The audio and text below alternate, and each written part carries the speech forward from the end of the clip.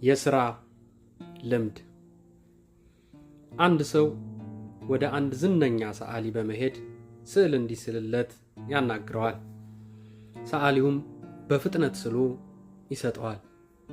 በዚህ ጊዜ ይህ ስዕል ውብ ቢሆንም በ5 ደቂቃ ውስጥ ስለሳልከው ብዙ ገንዘብ ልትጠይቀኝ አይገባም አለው። ሰዓሊውም ፈገግ ብሎ እውነት ነው፣ ይህንን ስዕል በ5 ደቂቃ ውስጥ ነው የሳልኩት። ነገር ግን በዚህ ፍጥነት መሳል እንድችል ላለፉት 10 ዓመታት በየቀኑ 10 ሰዓት ስለማመድ እንደነበር አትርሳ አለው። ሰዎች በደቂቃዎች ውስጥ የምናመጣውን ድል ብቻ ያያሉ።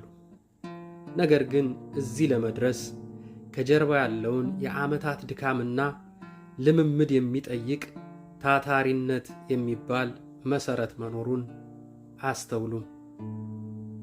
ሰላም ለሁላችሁ ይሁን።